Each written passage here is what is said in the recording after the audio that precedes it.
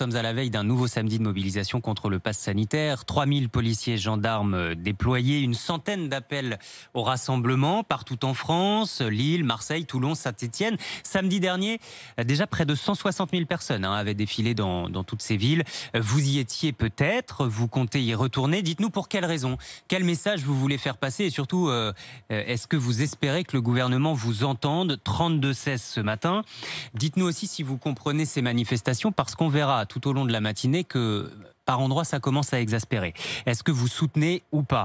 En plein été, en tout cas, ces Français continuent de se mobiliser, les pavés plutôt que la plage, au nom de la défense de leur liberté. Reportage RMC, Alfred Orange.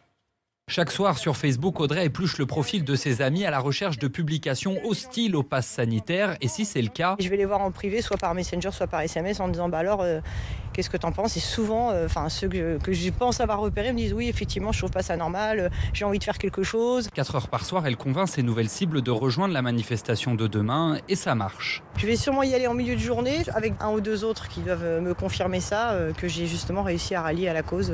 Donc je me dis 1 plus 1 plus 1, ça fera le compte. L'important pour elle, c'est de redonner confiance à ces personnes qui se sentent seules et stigmatisées. C'est des gens qu'on prend pour vraiment plus bêtes que je ne sais pas quoi dire.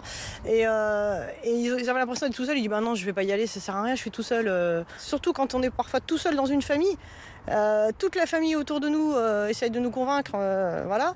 Donc quand ils voient qu'il y a finalement un voisin, un ami, une connaissance qui finalement on se rend compte qu'on n'est pas tout seul, ça fait du bien. L'objectif, être nombreux et visible. Pierre offre des t-shirts siglés à ses proches. On a des libertés, égalité, pas piqué. Des slogans auxquels s'identifier pour mieux se rassembler. Ces t-shirts servent aussi à alimenter le débat, qu'ils puissent avoir un vêtement pour se représenter. On veut donner un nouvel élan à ce nouveau mouvement. Ce mouvement grandissant est constamment alimenté par le manque de clarté dans les décisions gouvernementales, estime Sylvain Boulouk, historien spécialiste des mouvements sociaux. Les déclarations contradictoires, plus les décisions qui sont prises sur un mode relativement autoritaire, sans consultation, font que ça alimente la contestation. Cet historien affirme qu'il est encore trop tôt pour savoir si ce mouvement s'inscrira dans la durée.